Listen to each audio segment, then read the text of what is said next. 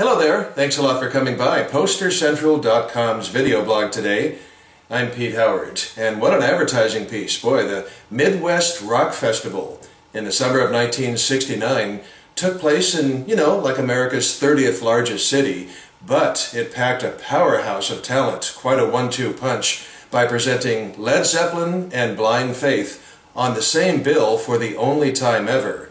Now, of course, Blind Faith's whole touring career was only 6 weeks, but both bands were touring in the summer of 1969, and this is the occasion that they were on the same bill and advertising materials.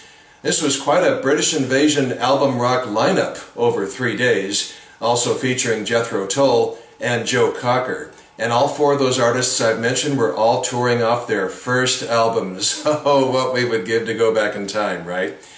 So, to promote this huge weekend in Milwaukee, Wisconsin, which was just 3 weeks, by the way, before Woodstock, the promoters printed up, a rather unusual piece, this two-sided window poster, which was separated into different days. On one side, you have here this blue ink on white paper, and on the other side, you have green ink on white paper. And you can see the unusual size and shape of this. Within half an inch, it is 3 feet tall by, by 1 foot wide. So, well, let's get rid of this cumbersomeness and take it one day at a time.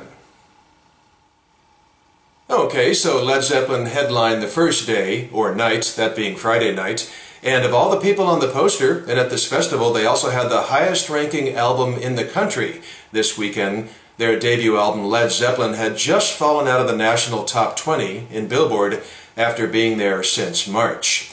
And so, their entire set on this occasion drew from that first album. Everything was from the first album except for their traditional show opener, Train Kept A-Rollin', a holdover from the Yardbirds days. Then moving down the bill, if Zeppelin had the highest charting album in the country this weekend, which they did, the highest charting single of anybody on the bill belonged to the next act, on the poster I should say, and that is Kenny Rogers and the First Edition, listed here as their older name and to save space, just the First Edition. Now, Ruby, Don't Take Your Love to Town was in the national top 20, but it just didn't fit the ethos of this hard rock weekend. So, one internet review that I've read states that when the band opened with their current single like that, they were booed off the stage. And then you've got Buffy Sainte-Marie completing the above the title building there. Friday, July 25th at 5 p.m. and gates open at 3 p.m., allowing people to work the Friday and then go in the evening. There's no daytime performances on the Friday. And it's got, Pablo Light Show on there, all 3 nights from the Fillmore East. And the 4 underbilled bands, Shag, Sweetwater, SRC, and PG&E. And if you've seen my blogs, you know that I'd love to go into the background on those, underbilled acts, but there's just no time because this poster is so large and complex.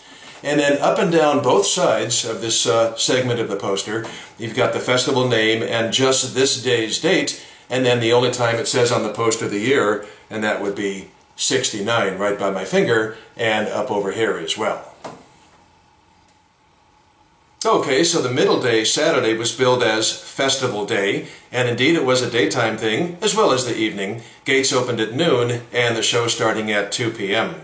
And that gave the 8 local bands a chance to play, 8 of them, wow. So, you combine that, you got 4 underbilled acts, as well as the 3 headliners.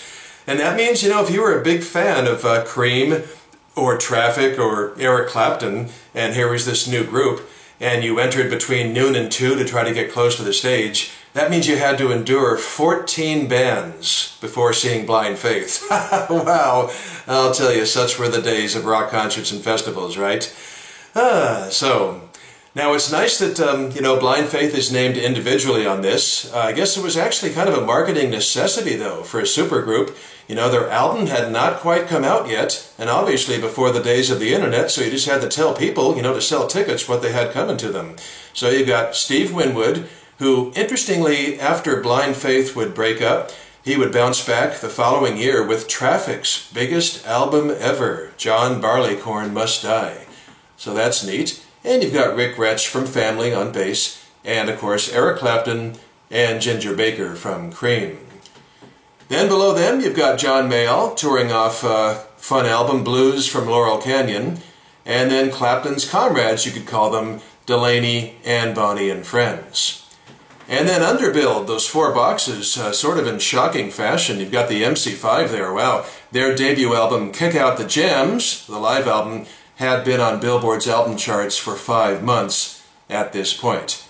And you've got Taste with guitarist Rory Gallagher, SRC, and Shag.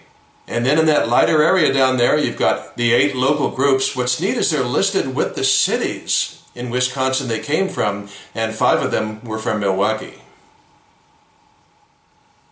And now we're on the green and white side, and the third and final day, Sunday, also started at 2 o'clock with doors opening at noon.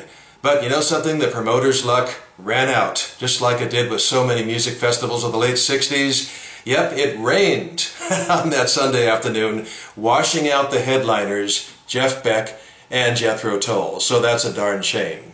But you know something? One eyewitness said that, hey, we had fun anyway. It was a music festival, and we were happy to be there.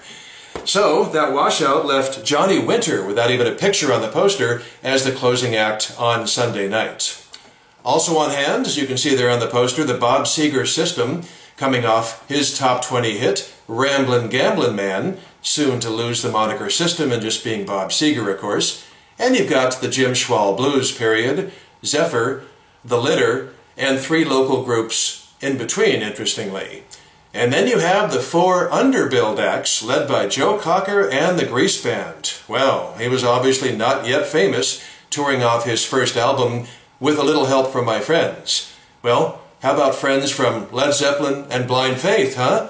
Well, that's right, on Joe's first album, he had Jimmy Page and Stevie, or Steve Winwood, guesting on that album, so that's a lot of clout.